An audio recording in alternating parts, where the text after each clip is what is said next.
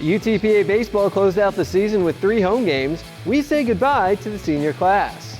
One of those seniors is All-American candidate Logan Landon, who made one of the most successful position switches ever. You don't want to miss this story. And we show you how some former UTPA student athletes are achieving excellence in life by giving back to the department that gave them so much. This is Bronc Country.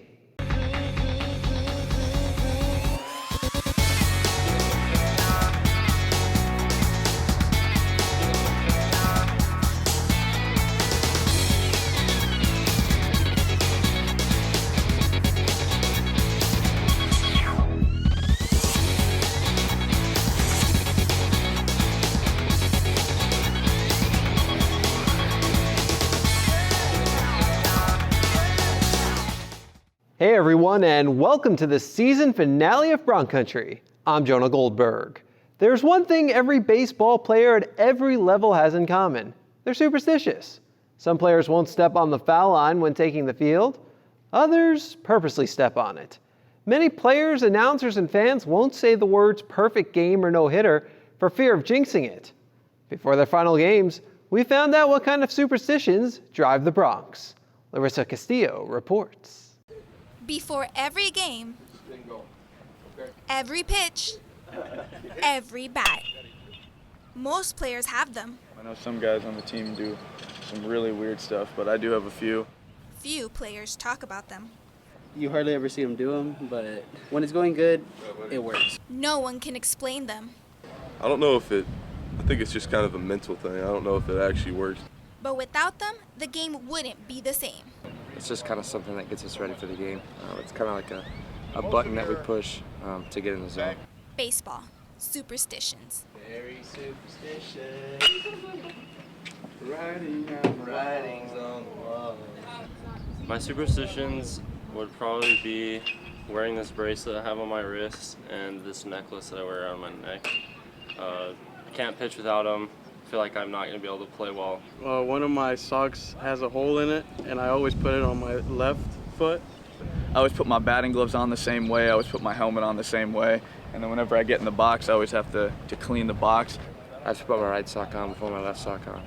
And then right before Coach comes in to talk to us, I listen to the same music before every game. My biggest superstition is when I walk up to the batter's box, I kick dirt at the pitcher, and I tap both of my feet with my bat.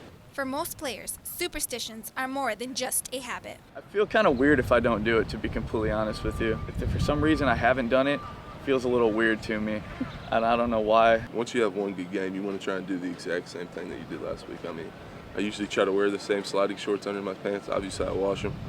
I just try to do everything the exact same. Believe in them or not, superstitions will always be part of the game. Some superstitions can be really weird, but you never mess with superstition. For Bronc Country, I am Larissa Castillo. Broncs closing out the season against Utah Valley, and Game 1 was all about Alex Henson. In his final collegiate start, Henson added a punctuation mark to his career, racking up a career-high 9 strikeouts in 6 1/3 to beat the Wolverines 5-4. I just thought to myself, if this is my last start as a Bronc, I'm going to make sure I go out with a bang. So. Oh, that was awesome. For him to come over here, he started everything. It was the pitching that started everything. Knowing that we have a pitcher coming out and putting those, they couldn't hit anything. I think they had like 3 hits over like six innings. The Broncs lost Game 2 5-2, so that left the Broncs 1 game left to play with this season. But for 7 seniors, at least at the collegiate level, that 1 game was all they had. Romeo Villarreal has the story. This year, the men's baseball team graduates 7 student athletes who will see the diamond at UTPA as a player for the last time. The seniors graduate, and that's a great thing. They're going to move on to another phase of their lives, eventually working their way to becoming husbands and fathers. But it's sad because I know and they know that their college careers are over. So every year at the end, this last weekend, is bittersweet. You want them to move on with their lives and, move on and get a job and find someone they love, get married, have kids, and that's great. But it's also bitter because you know that they'll never be part of the program as far as a player again. With their college careers coming to an end, many of the seniors remember the journey that got them to this point. I've had 2 great years here. I wouldn't trade it for anything in the world. I've made some of the best friends that I'll ever have here. And I know the season didn't go the way we would have planned it at the beginning of the year, from a win standpoint. But I've had a great time, getting to know all these guys, getting to play with these guys, and I've been starting to reminisce a little bit and look back on everything that's happened over the last 2 years. And it's just been a great time. So I'm gonna try and enjoy every minute of it and just get the most out of myself these last couple games. I had fun. I enjoyed it. I learned a lot about the game and about becoming a better person. Probably would have planned to win a couple more games, but things fell where they fell. But overall, I had a good time and I enjoyed it. During these last games of the season, players have started appreciating aspects of the game that they paid little attention to in the past. Actually, the last few games, that's when you start looking around the most, trying to see things that before you didn't see. You didn't look around. The little things that actually matter to the fans, where you're playing, looking around most of the time. That's what I've been doing, and you get to enjoy it even more. You get to have more fun and stuff, and I wish I would have done it before. I wish I would have enjoyed my time here as much as I am these last few games. Many of these athletes had an idea of how things would go when they first got to UTPA, but things don't always go as planned, especially for senior Logan Landon, who joined the team as a pitcher and will be leaving it with one of the best hitting seasons in the university's history. Coming in as a pitcher only, I put everything I had into being a pitcher, and it didn't work out the way I would have liked. I planned on playing 2 years here and then hopefully moving on to play professional baseball as a pitcher, but God had other plans for me, and thankfully it worked out for the best. While it's hard for a coach to see his players' time with the team come to an end, it's an important part of a coach's job, helping them get ready for life after college baseball. Well, that's one of the beautiful things about coaching. You get them as an 18-year-old and they're kids, and once they graduate after 4 years, they're 22, and they're becoming men. So to see that maturity and being part of that process, it's very rewarding as a coach to see them grow, and then for them when they get married, to invite you to their weddings, to their children's birthdays. That's when you really know that you had an impact on their lives. So it's very rewarding, and it's one of the best things about coaching. For Bronc Country, this is Romeo Villarreal. All of the seniors were honored prior to the start of Saturday's games, receiving a keepsake that includes a jersey, plaque, and photos. Memories to cherish for a lifetime. On to the final game, and check out this at-bat by Scott Mercer with the bases loaded and nobody out in the second. Foul ball after foul ball, 6 in a row. And on the 12th pitch of the at-bat, bang! Down the left field line. That scores 2. The Broncs have the lead. One batter later, it's 3-0. Make it 4-0. Logan Landon went 4 for 5 in his final game. And speaking of seniors going 4 for 5, check out Lee Rios. This single makes it 6-0 in the 4th, and this one puts the cherry on top. Broncs roll 11-3.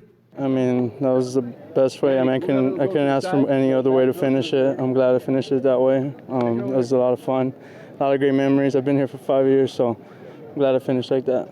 So 7 seniors have put their Broncs careers to rest, but a few of them have a great chance to play professional baseball, including Logan Landon.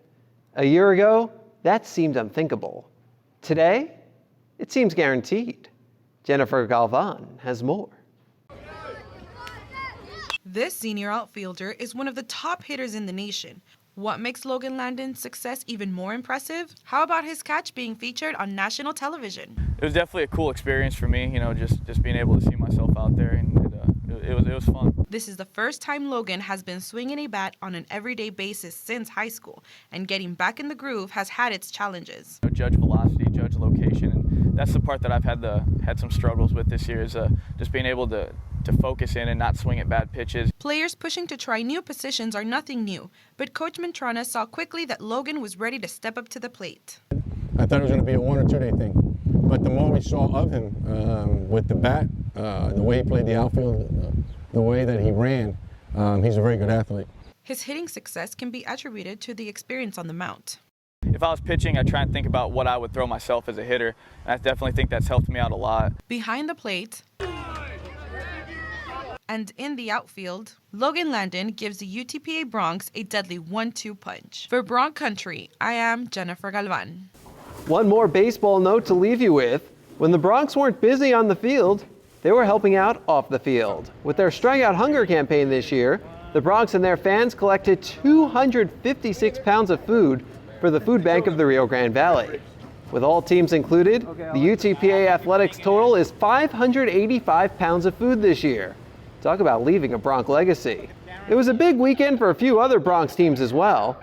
Next on Bronc Country, we take a look at how Nicolas Platret performed at the NCAA Men's Golf Regionals and how track and field fared at the WAC Outdoor Championships.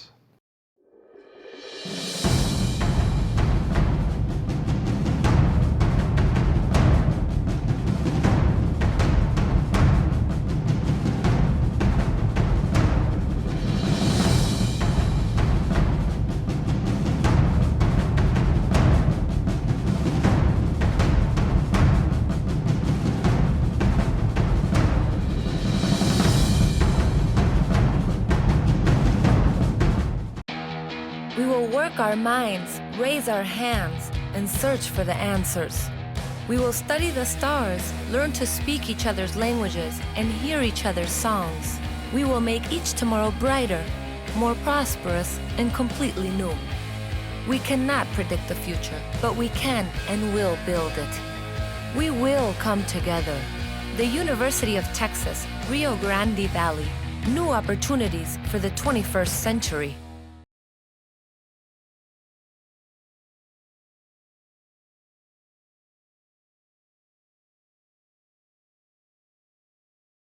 Nicolas Platret, the first Bronx golfer to compete in an NCAA tournament level event since 1978, and he left quite a Bronc legacy, finishing 1 under overall and tied for 14th out of 75 at the Lubbock Regional.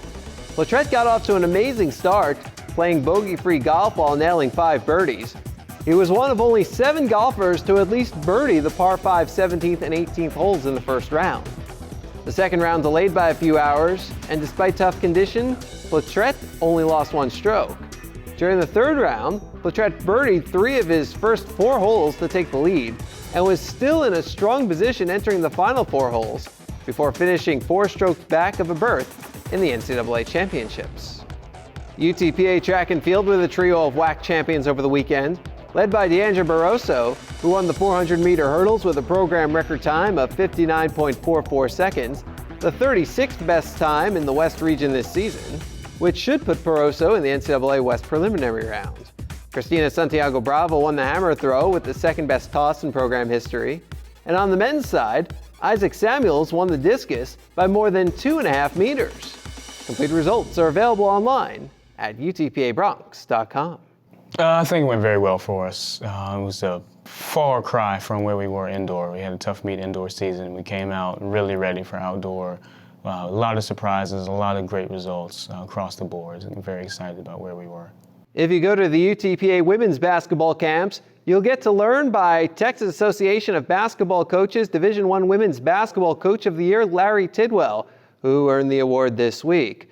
Coach Tidwell, in just his 2nd season with the Broncs, led the team to their first winning season at the Division I level and their first postseason appearance. We talk a lot about leaving a Bronc legacy, but it's more than just winning championships. It's having success in life. Coming up on Bronc Country, we spotlight some former student athletes who are having their success in life, or they had their success in athletics.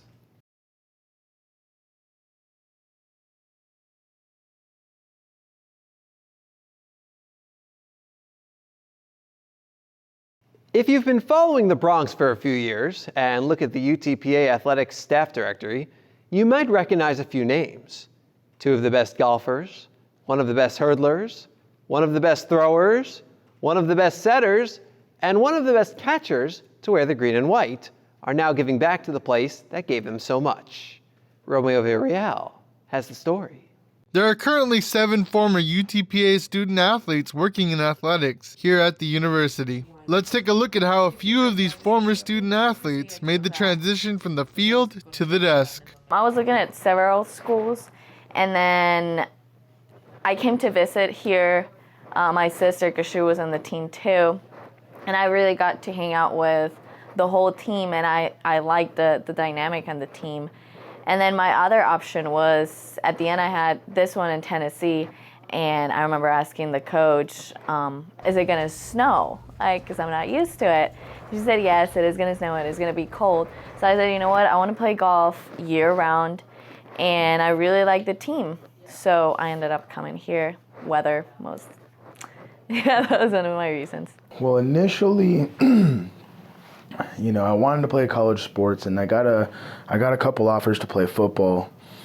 And then once I was offered a track scholarship close to home, I was like, that's an easy pick, you know. And I loved track and field. I was on the varsity team at high school for 3 years and competed pretty well in the state, so I wanted to continue doing it. And it was a no-brainer when they were offering me pretty much, you know, as much as they were to come here and to stay with, you know, be able to stay close to family and whatnot. Well, I went to high school in Brownsville, and my brother used to go to school here when I was in high school. So that was kind of my first option, because my brother was here and I'd been far away from him for a few years already. So I kind of wanted to be closer to him. So I decided to come to UTPA when I had the opportunity to run track here. I think everything started because I used to be a sports reporter for the Pan American, and then I was also a student athlete. So I think that allowed me to get to know the staff a little bit better, to know Chris King and the coaches whom I had to interview all the time. So that's why once I finished my bachelor's and I mentioned that I wanted to do my master's, Andrew Herring, I think he needed a graduate assistant, or they already knew me, or they knew that I was trustworthy because I had so much contact with the department already, being a reporter, that I became a graduate assistant. And I was a graduate assistant for a year and a half. And then a position became available for me to get on board once I finished my master's. And now I'm here. Well, when I was a student athlete, I was a member of the SAT committee, the Student Athlete Advisory. And so that's where I really got to know Chris King and a couple of the others in the department, because I was involved with doing volunteer hours with them and any sort of athletic events. And I started working with Chelsea there in the office. And then by the end of the semester, they liked the way I worked, I guess. And you know, they told me that the position opened up. I applied, I interviewed, and luckily I got it with the events and facilities management, working under Adam over here. I got a call from Andres saying if I wanted to just be his assistant, a grad assistant. And I wanted to work in athletics. One of the reasons just being a former Bronc, it was just an honor that he thought of me. And I decided to take the opportunity, so I started working in compliance. Well, I was with Andres for a year and a half, and then a door opened up in business, and I'm doing my MBA. So I decided, I'm going to take it. It was definitely a whole lot more workload, and just being responsible of a lot of things. It's good. It has taught me a lot, for sure. And just hard work. And I mean, this is a 24/7 kind of job, and you don't get to see that whenever you're a grad student. It's still weird. Sometimes I'm still not used to the fact that I'm not an athlete, that I'm staff. But you totally get to see just a different picture of athletics. And now I understand, some of the decisions that, coaches made, and it's different, but it's fun. It's also has a fun side of it. It's also good to have the experience to be on the other side, because you understand them. You understand what they're going through. And for us, it's not a big deal that they have to do a lot of things like going to practice and wake up early to go to weights and then go to class and do study hall hours. But I remember when I was in their shoes. And it's really not easy. So it helps me understand them and understand their needs and the way they might feel. And I think it also helps me to be able to communicate to them a little bit better because of that understanding that I have with them. A couple weeks ago, I was over working at baseball, and the assistant, the volunteer coach, Mike McCarthy, he was an athlete here when I was an athlete, and we were talking back. We're like, man, just a couple years ago, that was us. It's like it's different being over here, because I remember getting ready for meets and getting ready for travel, and now I'm over here actually having to, you know, kind of control everything, you know, as far as the facility and whatnot. Like back in the day, I used to be that rowdy fan, you know, and now I'm the one having to keep an eye on that rowdy fan to make sure they don't get out of control, you know. So it's really weird kind of being on the other side, but, you know, it's growing up. For Bronc Country, this is Romeo Villarreal. Want to help prepare our current student athletes for excellence in life the way we helped prepare Oscar Barrera, Chelsea Blakely, Maho Kame, Sarah Hernandez, Armin Kirakosian, and Mike McCarthy? Then join the Bronc Athletic Fund today. You can become a member of the BAF for just $50 a year. All of the proceeds go directly to student athlete scholarships, so visit BroncAthleticFund.com today to see how you can make a meaningful impact on the lives of student athletes.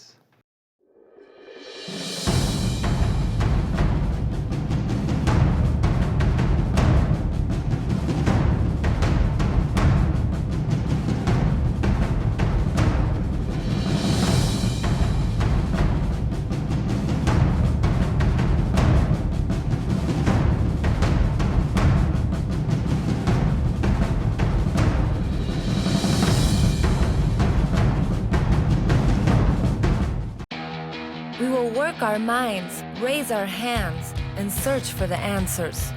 We will study the stars, learn to speak each other's languages, and hear each other's songs. We will make each tomorrow brighter, more prosperous, and completely new. We cannot predict the future, but we can and will build it. We will come together. The University of Texas, Rio Grande Valley. New opportunities for the 21st century.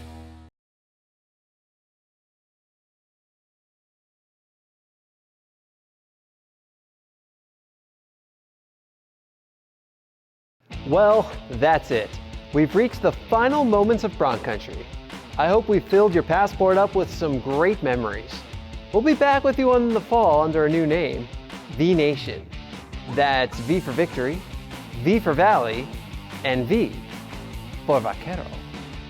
But before we say goodbye for the summer, I want to take this opportunity to thank some of the folks behind the camera who you don't normally get to see. Please welcome out onto the set our producer and reporter, Romeo Villarreal, and our jack of all trades, who often collects uncredited sound bites and video, the one and only Danny Elizondo. And now, before we leave you with the best of a strong year of Bronc legacy, it's our turn. 1, 2, 3, go Broncs!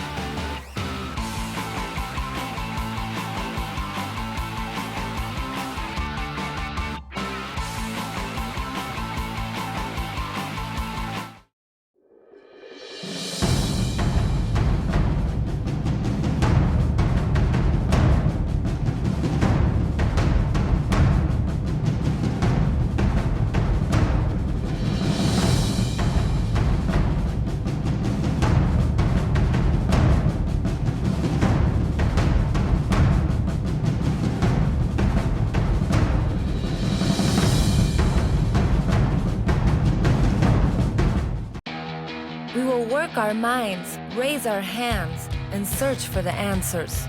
We will study the stars, learn to speak each other's languages, and hear each other's songs. We will make each tomorrow brighter, more prosperous, and completely new. We cannot predict the future, but we can and will build it. We will come together. The University of Texas, Rio Grande Valley. New opportunities for the 21st century.